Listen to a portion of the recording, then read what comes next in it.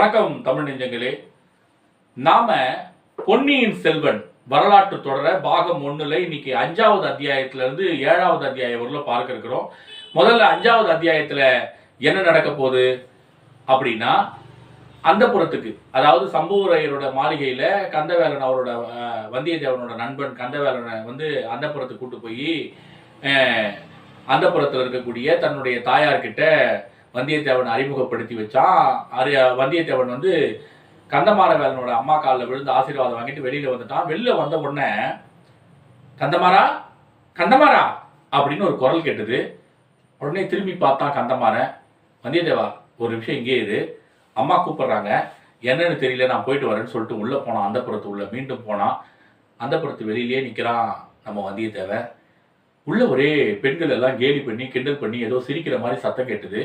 கொஞ்ச நேரம் பொறுத்து கந்தமாறவேலன் வெளியே வரான். அந்தப்புறத்துல இருந்து வந்ததும் வந்தியத்தேவன் கேட்குறான், நண்பா கந்தமாறா, என்ன தானே கேலி பண்ணி சிரிக்கிறாங்க, நான் என்ன தப்பு பண்ணிட்டேன், என்ன எதுக்காக கேலி பண்றாங்க அப்படின்னு சொல்லி வந்தியத்தேவன் கேட்குறான். அட ஒன்றும் இல்லைப்பா, உன்னை கேலி பண்ணலப்பா, உன்னை பற்றி யாரும் பேசலப்பா, நம்ம பழுவேட்டரையர் இருக்கார்ல, அவரை பற்றி தான் கேலியும் கிண்டலுமா பேசிட்டு இருக்காங்க. பழுவேட்டரையரை பற்றி கேலியும் கிண்டலுமா பேசுகிறாங்களா, எதுக்காக அப்படின்னு சொல்லி அவன் கேட்குறான். அவரு இந்த தள்ளாத வயசுல ஒரு சின்ன பொண்ணை இளையராணியா வந்து கரம் பிடிச்சிருக்காரு தெரியுமா, அவளை பற்றி தான் எல்லாரும் பேசிட்டு இருக்காங்க அப்படின்னு. அப்படியா அப்படின்னு வந்தியத்தேவன் கேட்குறான். ஆமாப்பா, இப்போதான் கொஞ்ச நாளைக்கு முன்னதான் கல்யாணம் ஆச்சு அவருக்கு. அந்த இளையராணியை யாரும் பார்க்கவே முடியலப்பா, அவளை பூட்டி பூட்டி வச்சு பாதுகாக்கிறாரு. வயசான காலத்துல சின்ன பொண்ணை கல்யாணம் பண்ணிக்கிட்டா இப்படித்தான், எப்படி பாதுகாக்கிறதுன்னு தெரியாம பாதுகாக்கிறாரு. அது மட்டும் இல்ல, அவர் எங்க போனாலும் கூடவே பல்லக்கில் அந்த பொண்ணு வேற பின்னாடியே கூட்டிட்டு போறாரு அப்படின்னு சொல்லி நம்ம கந்தமாறவேலன் வந்தியத்தேவன் கிட்ட சொன்ன உடனே, அது மட்டும் இல்லாம கந்தமாறவேலன் இன்னும் சொல்றான் வந்தியத்தேவன் கிட்ட, அந்த பொண்ணை யாருமே பார்த்தது இல்லப்பா இது வரையிலும், குறிப்பா ஆம்பளைங்க யாரும் பார்த்ததே இல்லை அப்படின்னு சொல்றான். உடனே வந்தியத்தேவன் சொல்றான், நான் பார்த்திருக்கேனே, அந்த பொண்ணை நான் பார்த்திருக்கேனே அப்படின்னு சொல்றான். என்னது, நீ பார்த்திருக்கியா, எப்படிப்பா அப்படின்னு கேட்குறான். பழுவேட்டரையரை வரவேற்கிறதுக்காக நீங்க பரிவாரங்கள்லாம் அமைச்சிங்க இல்லையா, அந்த பரிவாரங்கள்ல யானை மேல உட்காந்துக்கிட்டு பழுவேட்டரையர் வந்தாரு.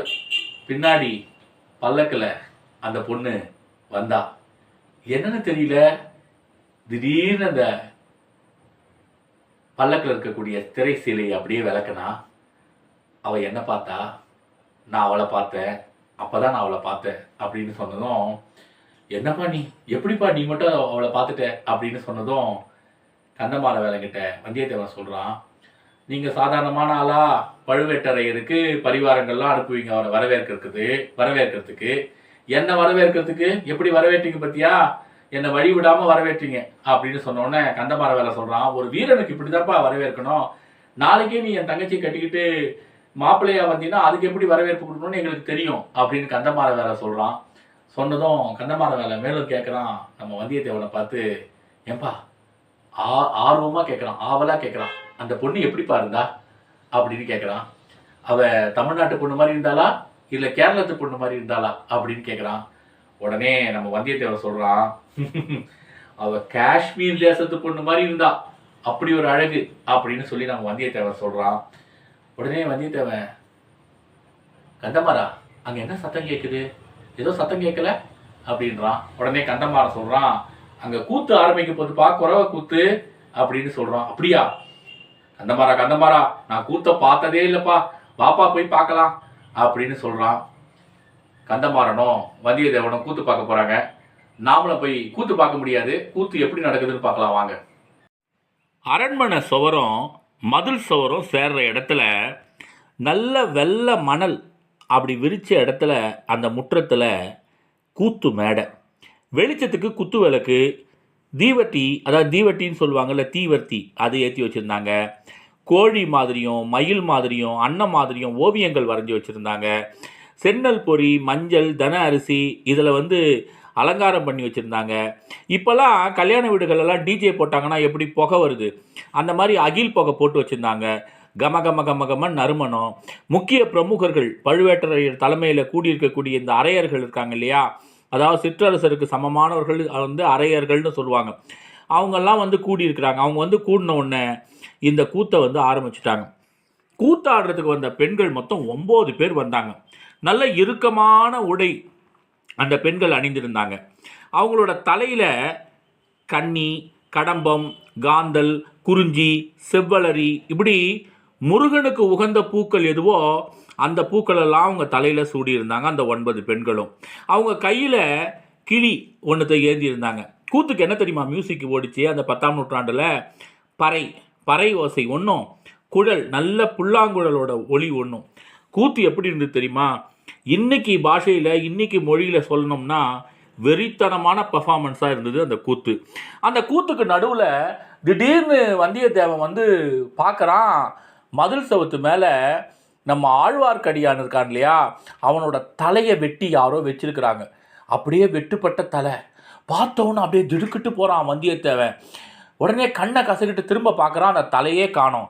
ஒருவேளை நமக்கு இது சித்தப்பிரமையாக இருக்குமோ அப்படின்னு நம்ம யோசிக்கிறான். அதுக்குள்ளே கூத்து முடிஞ்சிருச்சு. கூத்து முடிஞ்சதுக்கு அப்புறம் தேவராட்டம். தேவராட்டத்தில் தேவராளன் அவன் வந்து ஆண், தேவராட்டி வந்து பெண். செவ்வலரி பூமாலை அவங்களோட கழுத்தில் தோளில் அவங்க சூடி இருந்தாங்க. அவங்களோட நெத்தியில் குங்குமம், பூவும் சிவப்பு, அவங்க நெத்தியில் இருக்க குங்குமமும் சிவப்பு, அவங்க வாயும் சிவப்பாக இருந்தது. எப்படி தெரியுமா? அவங்க வாயில் வெற்றிலை போட்டிருந்தாங்க, அதனால் அந்த வாயும் சிவப்பாக இருந்திருக்கு. அப்படி சக்கச்சவேல்னு இருந்த அவங்களுக்கு எல்லாமே செவன்னு இருந்தது. முதல்ல இந்த ஆட்டம் வந்து ரொம்ப சாந்தமாக தான் தொடங்குச்சு. சாந்தமாக தொடங்கின ஆட்டம் அப்புறம் வேலன் வெறியாட்டமாக மாறுச்சு. இந்த தேவராளனுக்கு சன்னதம் வந்துடுச்சு. இப்போ கூட சொல்கிறோமே, சாமி வந்துடுச்சு, தெய்வம் வந்துடுச்சின்னு சொல்கிறோமே, அதுபோல் சன்னதம் வந்து இந்த தேவராளன் ஆடுறான். அப்போ அங்கேருந்து பூசாரி வரான். வந்து இந்த வருஷம் மழை பெய்யுமா, வெள்ளம் வருமா, நினச்சதெல்லாம் நடக்குமா அப்படின்னு பூசாரி கேட்குறான். உடனே சன்னதம் எடுத்து ஆடின அந்த தேவராளன் சொல்கிறான், பலி வேணும், பலி வேணும், 1000 காலத்து அரசர் குல ரத்த பலி வேணும் அப்படின்னு அவன் சொல்கிறான். அவன் சொன்ன அதே நேரத்தில் அங்கே கூடியிருந்த பிரமுகர்கள், அந்த முக்கிய பிரமுகர்கள் இருக்காங்க இல்லையா, அவங்கெல்லாம் ஒருத்தர் கண்களாலேயே பேசிக்கிட்டாங்க. கூத்து, இந்த கூத்து பார்க்கும்போது வந்தியத்தேவனுக்கு இந்த ஆழ்வார்க்கடியான் தலை, அந்த மதில் சவுத்து மேலே அந்த வெட்டப்பட்ட தலை, அதுவே திரும்ப திரும்ப நினைவுக்கு வந்தது. ஒரு மாதிரி களைச்சி போனான் வந்தியத்தேவன். கூத்து முடிஞ்சதும் விருந்து வந்து அவனுக்கு அவ்வளோவா ருசிக்கல. வந்தியத்தேவனுக்கு ரொம்ப களைச்சி போயிருந்தான் இல்லையா, உடம்பும் ரொம்ப களைச்சி போயிருந்தது. கூத்தில் வேற இந்த ஆழ்வார்க்கடியானோட தலையை வேற பார்த்த மாதிரி ஒரு சித்த பிரம்ம வேற. ரொம்ப களைச்சி போயிருந்தவனுக்கு அவனுக்குன்னு ஒரு இடம் ஒதுக்கி வச்சுருந்தான் நம்ம கந்தமார வேலை. அதனால் அங்கே போய் அந்த மாடத்தில் போய் அவன் படுத்துக்கிட்டான். படுத்து தூங்கினான். ஆனால் தூக்கத்தில் ஒரு பயங்கரமான கொடிய கனவு ஒன்று வந்தது. சாதாரண கனவு இல்லை. நரி ஊழையிட்டுது. ஒரு நரி 10 நரி ஆச்சு, 10 நரி 100 நரி ஆச்சு.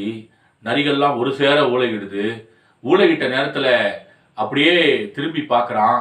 உன்னை காவுக்கு, அதாவது 1000 வருஷத்து ராஜகுலத்தை சேர்ந்தவரோட ரத்தம் எனக்கு தேவை, நரபலி வேணும் அப்படின்னு சொன்னதும் இவன் முன்னாடி கத்தி வந்து நிற்குது. காளி கோவிலில் போய் இவன் நிற்கிறான், கத்தி நிற்குது. நீ எந்த குலத்தை சேர்ந்தவன் கேட்குறாங்க. நான் வானவர் குலத்து வந்தியத்தேவன்னு சொல்கிறான்.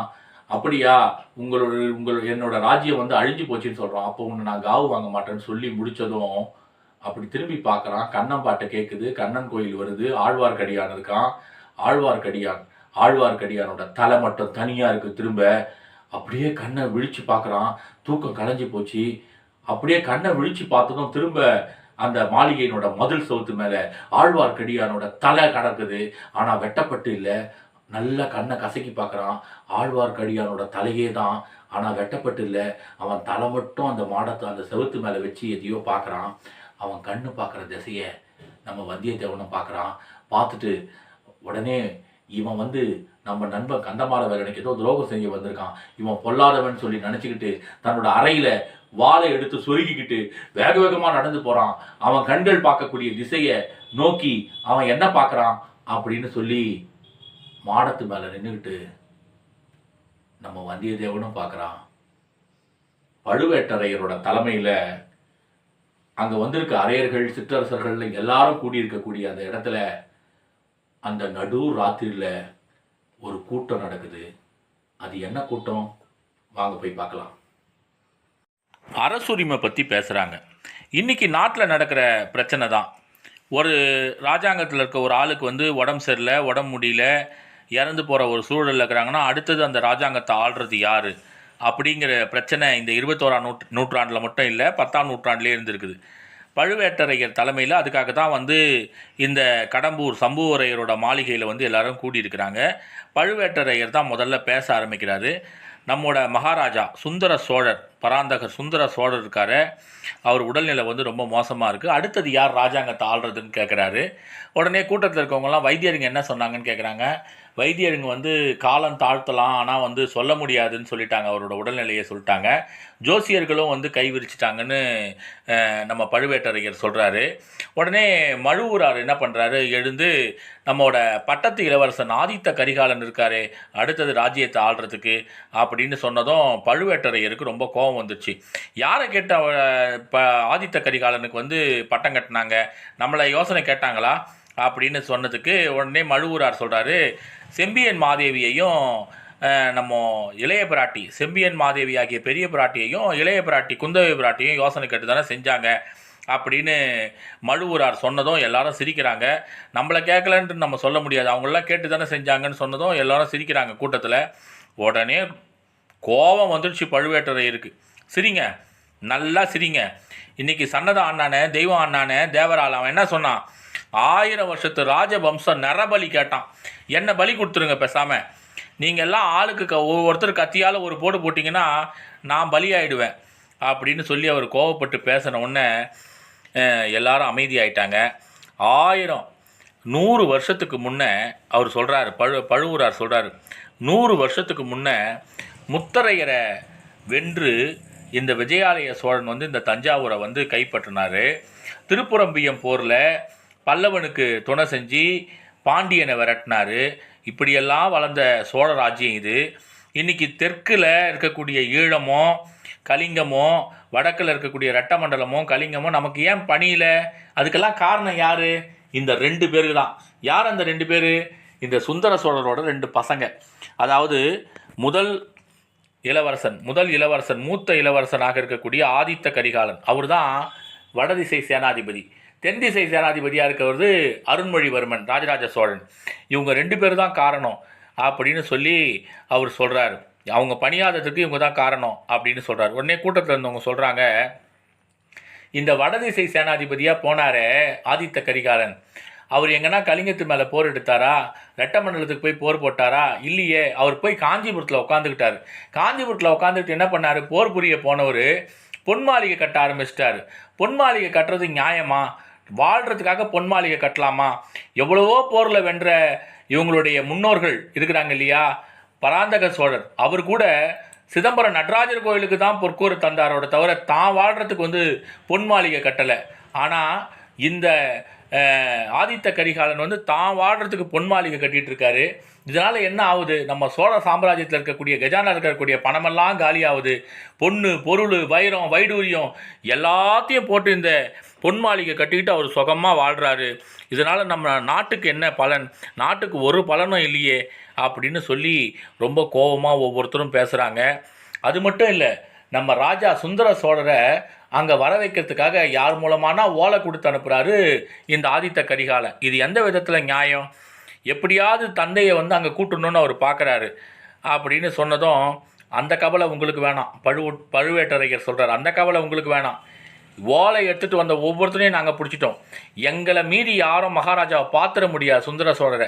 இன்றைக்கி எப்படி 21ஆம் நூற்றாண்டில் ஒரு முதலமைச்சரையோ பிரதமரையோ முக்கியமான ஆட்களை நம்ம சந்திக்காமல் எப்படி நம்ம போய் பார்க்க முடியாதோ, அப்படி மகாராஜாவையே அவங்க கண்ட்ரோலில் வச்சுருந்துருக்காங்க இந்த பழுவேட்டரையர், பெரிய பழுவேட்டரையரும் சிறிய பழுவேட்டரையரும்.